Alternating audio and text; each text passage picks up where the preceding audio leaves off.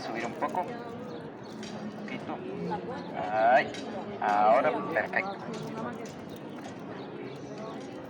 Buenas tardes, Sevilla. Venimos a hablar de la palabra de Dios. Queremos comenzar con un texto que está en el Evangelio de Lucas, capítulo 17, versículos 26 y 27, que dice: Como fue en los días de Noé, así también será en los días del Hijo del Hombre. Comían, bebían, se casaban y se daban en casamiento hasta el día en que entró Noé en el arca. Y vino el diluvio y los destruyó a todos. Sevilla, ¿conoces la historia de Noé? ¿Alguno conoce la historia de Noé?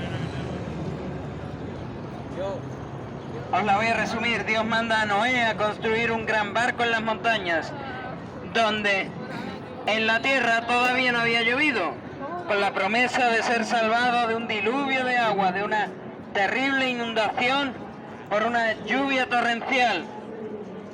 Recordemos, no había llovido todavía sobre la faz de la tierra. Este diluvio de agua iba a erradicar de toda la tierra a toda criatura malvada, impía o pecadora. Después de 120 años de haber empezado a construir este arca, el Señor lo manda a entrar al arca con su familia y los animales. Y después hizo caer un diluvio, unas lluvias torrenciales que destruyeron a los que no estaban en el arca con Noé, mientras que sí salvó a los animales y a las 8 personas que estaban en el arca, Noé y sus familiares. 120 años construyendo un arca para salvarse de una lluvia que no había caído. Ese era Noé. 120 años construyendo una barca de madera para ser salvados de una lluvia que no había caído. ¿Qué habrían pensado los contemporáneos de Noé? Tal vez digan: este Noé está loco, nunca ha llovido. O quizás digan, al escuchar lo que el Señor le había dicho a Noé: ¿somos tan malos como para ser destruidos? Hoy en día, si dijéramos que viene un diluvio de ira y condenación de parte de Dios, aunque hablásemos en clave de la palabra, en clave de la Biblia, el mundo nos llamaría locos, pues en este mundo aún no parece que haya caído ni la ira ni la condenación de Dios. En este mundo que vive bajo sus delitos y pecados, parece que no, pero ejemplos no nos faltan. Cada vez que un niño muere al poco de nacer, cada vez que hay un huracán, un terremoto, los incendios en Los Ángeles son muestras de esta condenación y de esta ira de Dios por el pecado.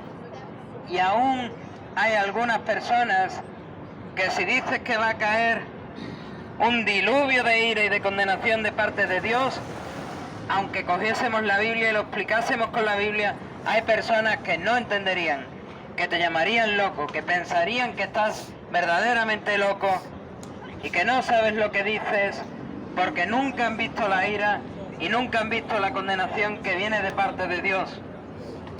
Pero se tiene que decir, una persona que no puede cumplir con ese estándar de perfección que Dios te pide, está como los contemporáneos de Noé, al borde de un precipicio y a punto de recibir condenación repentina. En este caso, no precisas haber presenciado la segunda venida de Jesús, sino que simplemente con que hayas muerto en tus pecados, en tus delitos y pecados, sin el genuino perdón de Dios, esto te va a hacer partícipe por completo de todos los padecimientos de Cristo, en la pasión de Cristo.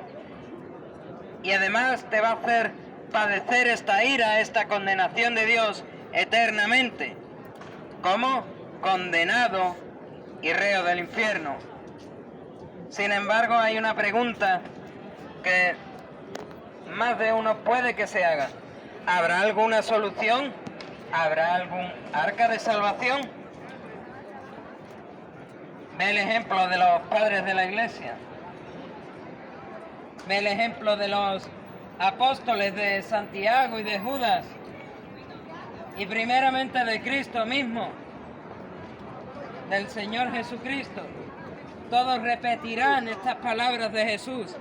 Nadie puede venir al Padre sino a través de Jesús. Nadie puede venir al Padre sino a través de Jesús. Es decir, que Jesús es el arca de salvación. Por tanto, súbete al arca antes de que diluvie el juicio de Dios. Yo sé que es difícil creer que el Dios, que todo el mundo ve como amoroso, como bondadoso, va a derramar ira y juicio a este mundo. La verdad es que de no ser por su santidad, Dios no iba a derramar fuego consumidor, no iba a derramar ira, no iba a traer juicio, no iba a traer condenación contra esta tierra, si no fuese por su santidad. Y es que la misma santidad de Dios es casi una obligación para Él estar tan separado, tan airado contra el pecado. Santidad, por definición en griego, es estar apartado. En este caso, estar apartado del pecado. Por eso es que Dios no puede tolerar el pecado en su presencia y por eso es que tiene que hacer caer juicio, que las personas estén bajo ira y bajo condenación de Dios. Es lo que su santidad demanda y es lo que su justicia implica. Que todos debemos de estar bajo ira y bajo condenación de Dios. Pero lo hemos dicho, tiene que haber un arca de salvación para este diluvio de juicio repentino, de condenación repentina, de ira repentina, de fuego consumidor. Este arca de salvación es Jesús.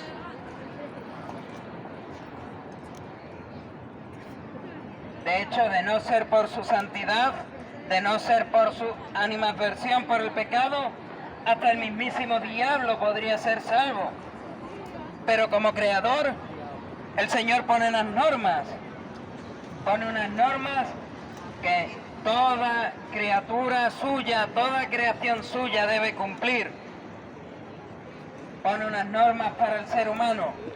Y si no las cumples, Ezequiel capítulo 18 versículo 4 dice: el alma que pecare, esa morirá.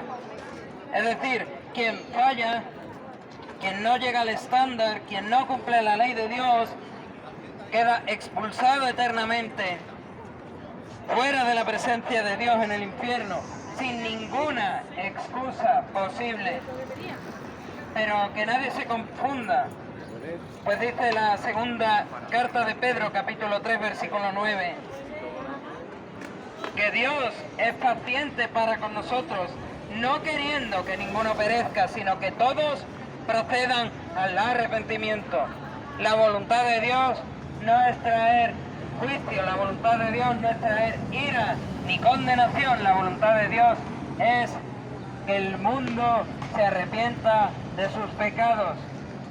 Y Mateo capítulo 25 versículo 41 dice que estos pecadores van a ser arrojados al fuego preparado para el diablo y sus ángeles. Dios no desea condenarte, querido amigo, como todos parecemos querer condenarnos cuando estamos afuera del arca de salvación. Por eso Él da la solución, Dios da una solución y la expresa en el libro de los Hechos de los Apóstoles, capítulo 4, versículo 12, que expresa: y en ningún otro hay salvación. Si fuésemos al versículo 11 veríamos quién es ese ningún otro, que no es ni más ni menos que Cristo Jesús, el arca de salvación dada por Dios para escapar del día de la ira de Dios. Dios dice en su palabra: estamos acumulando ira para el día de la ira, pero Dios dice también en su palabra: te entrego una solución, te entrego un Salvador, te entrego un arca de salvación. Como Dios encarnado, Jesús es el único que puede cumplir las demandas de perfección de Dios, esas demandas que da la ley de Dios, esos 623 mandamientos, 613 mandamientos en el libro de Levítico, más esos 10 mandamientos. Y Jesús los cumple todos. desde el día en el que el poder del Espíritu Santo hace a María concebir al Dios encarnado, hasta el día en que Jesús da su último aliento en la cruz del Calvario. Él cumple perfectamente y a toda cabalidad los 623 mandamientos. Por eso Él es el único que puede ser el arca de salvación. Dios se encarnó y vivió la vida que nadie puede vivir. Yo por lo menos no sé qué hay contigo, si podrás o no podrás vivir una vida de perfección desde que eres concebido hasta que entras en la tumba, cumpliendo los 623 mandamientos de Dios. No te voy a decir que lo intentes, porque entonces te estaría enviando al infierno mismo. Pero sí quiero que lo entiendas. Sí quiero que entiendas que no puedes vivir la misma vida de perfección que Cristo Jesús.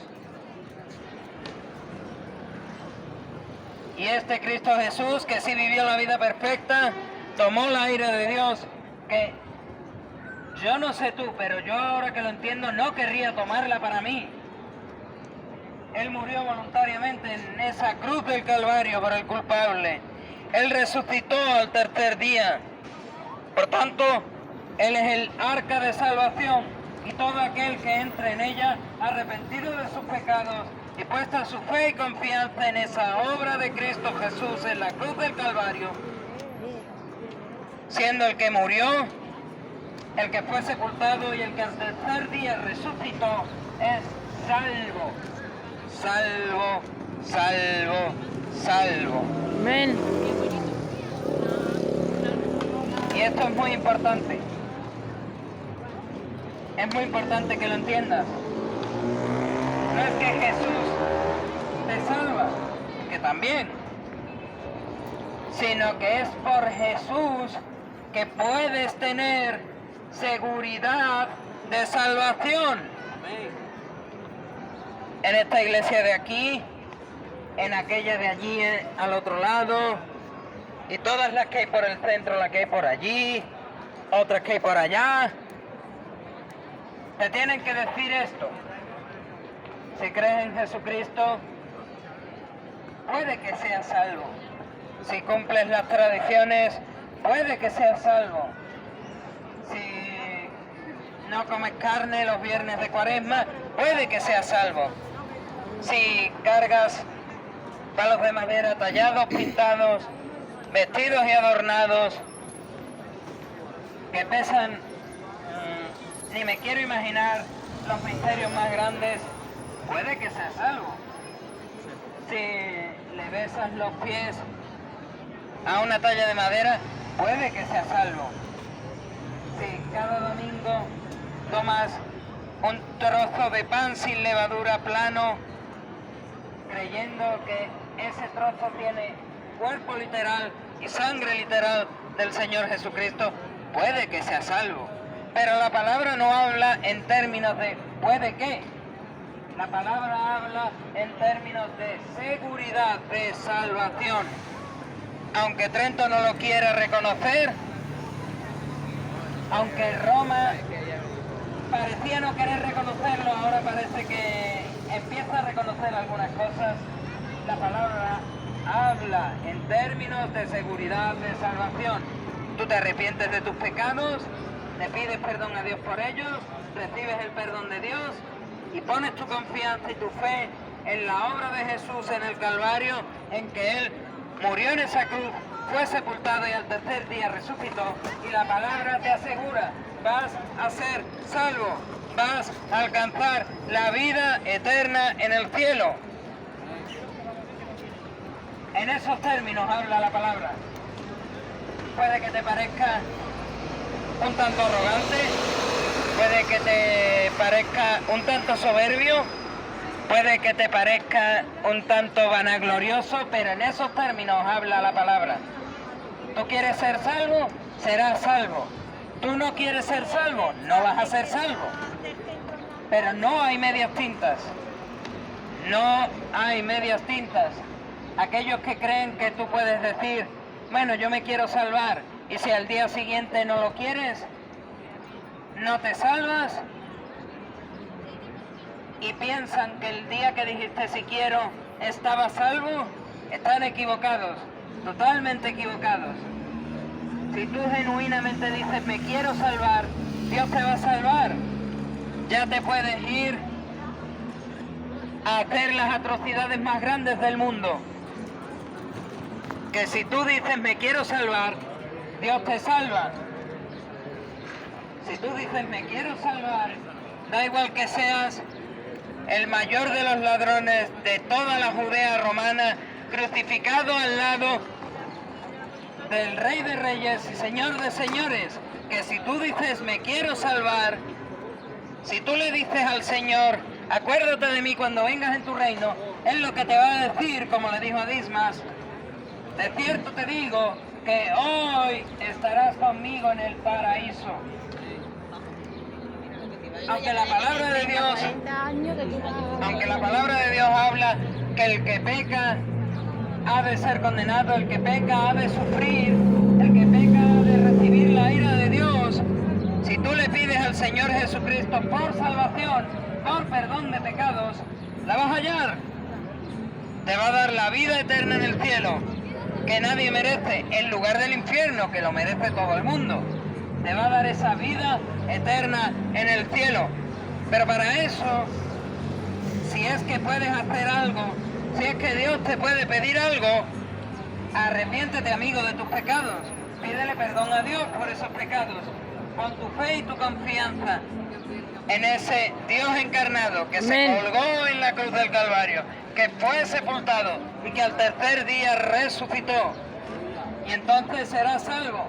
Vas a alcanzar el cielo para poderle dar a Dios toda la gloria y la honra que solo Él merece. A Él sea la gloria. Amén.